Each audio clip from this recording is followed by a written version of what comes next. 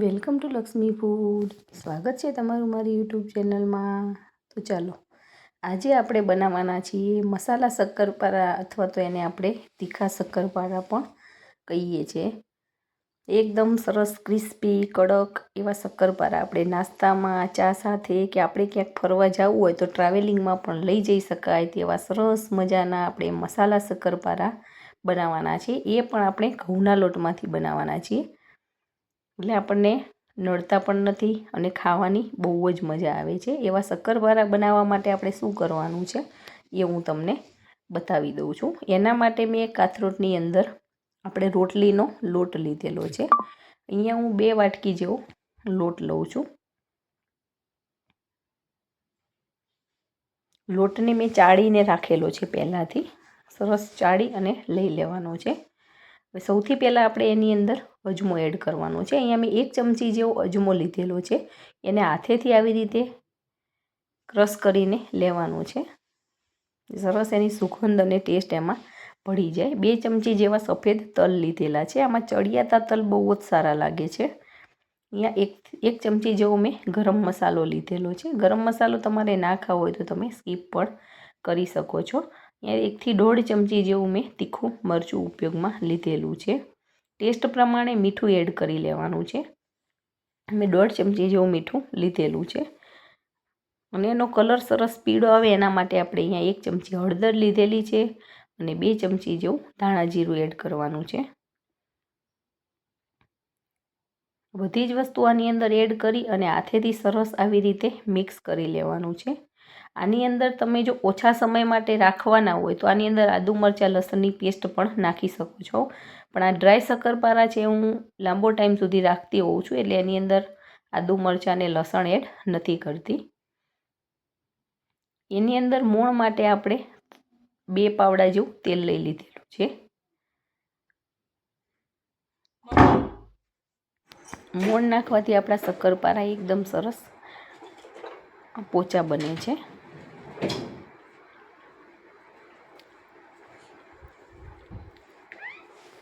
હાથેથી આવી રીતે મસળી અને જોઈ લેવાનું છે. તેલ સાથે લોટ અને તેલ આપણું સરસ મિક્સ થઈ જવું જોઈએ. ત્યારબાદ આપણે પાણીની મદદથી આનો લોટ બાંધવાનો છે. આની અંદર ખાસ વધારે ઇન્ગ્રીડિયન્ટ્સ હું નથી ઉમેરતી. ધીમે ધીમે આવી રીતે પાણી નાખતા જઈ અને આપણે લોટને સરસ બાંધી લેવાનો છે. એકસાથે પાણી વધારે નથી એડ કરી લેવાનું. આ લોટ આપણે એકદમ ઢીલો પણ નથી બાંધવાનો અને એકદમ સાવ કઠણ પણ નથી બાંધવાનો. આપણે મીડિયમ થીક એવો લોટ બાંધીએ છીએ, એટલે પાણી ધીમે ધીમે જાવડીને વેડવાનું છે. આવી રીતે પાણી નાખતા જઈશું અને લોટને સરસ મિક્સ કરતા જઈશું. ઓલમોસ્ટ આપણો લોટ સરસ બંધાવા આવ્યો છે. હવે 2 હાથેથી સરસ આને આવી રીતે મસળતું જવાનું છે અને બધા જ લોટને ભેગા કરતા જવાનું છે. જેટલો લોટ આપણો મસળાય છે એટલી જ આપણી વસ્તુ બહુ જ સારી બને છે. લોટ બાંધવામાં ખાસ કાળજી રાખવાની છે. તમે મારી વિડીયોમાં લાસ્ટ સુધી બન્યા રહેજો અને આ દરેક ટ્રીકને ફોલો કરજો. તમારા શક્કરપારા બહુ જ સરસ બનવાના છે. અને હજી સુધી જો તમે મારી ચેનલને સબસ્ક્રાઈબ નથી કરી તો ફટાફટ સબસ્ક્રાઈબ કરી દેજો અને બેલ આઇકોન દબાવવાનું ના ભૂલતા, જેથી કરીને આવનાર તમામ નવી રેસીપીના વિડીયો ફટાફટ તમારી સુધી પહોંચી જાય. તો તમે જોઈ શકો છો સરસ આપણો લોટ બંધાઈ ગયો છે. હવે થોડુંક તેલ નાખી અને આપણે લોટને કૂણવી લેવાનો છે. ઉપર શાઇનિંગ પણ સરસ આવી જશે અને આપણો લોટ સરસ ફર્મેન્ટેશન થઈ જાય છે. એના માટે આપણે તેલેથી આવી રીતે થોડુંક મસળતું જવાનું છે અને તેલ આની અંદર આવી રીતે સરસ મિક્સ કરતું જવાનું છે. અને જો તમને મારો વિડીયો પસંદ આવે તો વિડીયોને લાઈક કરજો અને તમારા ગ્રુપમાં ચોક્કસથી શેર કરજો. અને તમે પણ આવી રીતે શક્કરપારા બનાવજો અને કમેન્ટમાં મને કહેજો કે તમારા શક્કરપારા કેવા બને છે.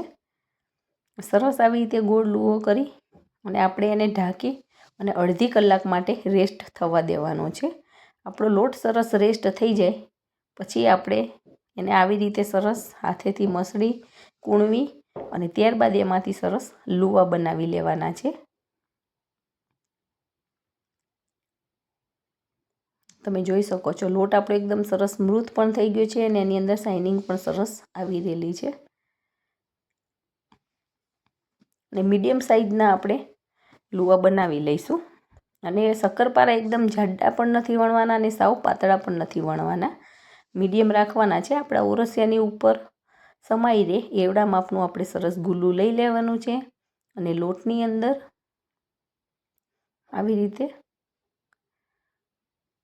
ઉપર નીચે કરી અને સરસ આપણે આવી રીતે મોટો એવો પરોઠો વણી લેવાનો છે. તો તમે જોઈ શકો છો એકદમ સરસ આપણો શક્કરપારાનો પરોઠો વણાઈ રહેલો છે. બધી બાજુથી સરખો વણી લેવાનો છે, જાડો પાતળો નથી રાખવાનો, બધી બાજુ સરખો વણાવવો જોઈએ. તો તમે જોઈ શકો છો હળવા હાથે આને પ્રેસ કરતા જશો એટલે સરસ શક્કરપારાની રોટલી આપણી મોટી બની જશે.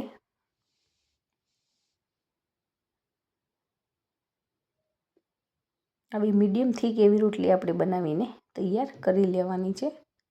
એવી જ રીતે હું બધી જ રોટલીને પહેલાં વણી લઉં છું અને એક સાઈડમાં એને મૂકતું જવાનું છે અને પછી સાથે જ આપણે બધા શક્કરપારા તળી લેવાના છે. અને તમે આવી રીતે ચપ્પાની મદદથી આડા અને ઊભા કાપા કરી લેવાના છે. તમને જે શેપમાં પસંદ હોય એ શેપમાં આપણે આડા ઊભા કટિંગ કરી લેવાના છે. તો અહીંયા મેં ચોરસ શેપમાં કટિંગ કરેલા છે. હવે ઓટોમેટિક આપણા શક્કરપારા આવી રીતે નીચેથી ઉખડતા જશે. જો એકદમ ઢીલો લોટ હશે તો આવી રીતે ઉખડશે નહીં, એટલે આપણે મીડિયમ થીક એવો લોટ બાંધવાનો છે, જેથી કરીને ઓટોમેટિક આપણે અડીએ તરત જ આવી રીતે આપણા શક્કરપારા છૂટા પડી જાય. અહીંયા મેં તેલને ગરમ કરવા માટે મૂકી દીધેલું છે.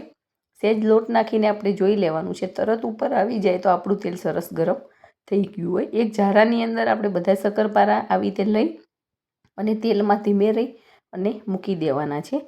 શક્કરપારા નાખીએ ત્યારે આપણે ગેસની ફ્લેમ ફૂલ રાખવાની છે અને શક્કરપારા આવી રીતે બધા જ ઉપર આવી જાય પછી ગેસની ફ્લેમને આપણે એકદમ મીડિયમ કરી લેવાની છે. સ્લો ટુ મીડિયમ ગેસની ફ્લેમ ઉપર આપણે શક્કરપારાને તળી લેવાના છે. એકદમ હાઈ ફ્લેમ હશે તો આપણા શક્કરપારા ઉપરથી ડાર્ક થઈ જશે અને અંદરથી કાચા રહી જશે. એટલે સ્લો ટુ મીડિયમ ગેસની ફ્લેમ ઉપર જ આપણે શક્કરપારાને આવી રીતે ઉપર નીચે કરતા જઈ અને સરસ તળી લેવાના છે. થોડા ગોલ્ડન બ્રાઉન કલર ના થાય ત્યાં સુધી આપણે આને તળવાના છે. તો 3 થી 4 મિનિટમાં આપણા શક્કરપારા સરસ તળાઈ પણ જાય છે અને એકદમ સરસ ક્રિસ્પી થાય છે અને ખાવામાં બહુ જ મજા આવે છે. મસાલા શક્કરપારા ખાઈએ બહુ જ મજા આવે છે. તો તમે પણ આવી રીતે ટ્રાય કરજો અને કમેન્ટમાં મને ચોક્કસથી કહેજો કે તમારા શક્કરપારા કેવા બને છે. જો તમે પહેલી વખત બનાવતા હશો તો પણ તમારા શક્કરપારા બહુ જ સરસ બનીને તૈયાર થવાના છે. આ શક્કરપારા તમે મેદાના લોટમાંથી પણ બનાવી શકો છો, પણ અહીંયા મેં રોટલીનો જ લોટ ઉપયોગ કરેલો છે.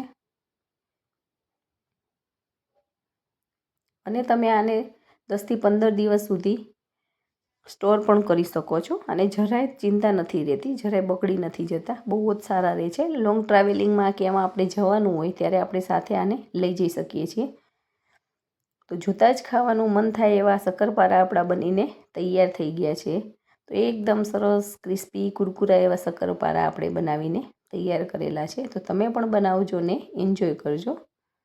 તો છે ને એકદમ સરસ બધાના ફેવરિટ એવા શક્કરપારા આપણા બનીને તૈયાર થઈ ગયા છે.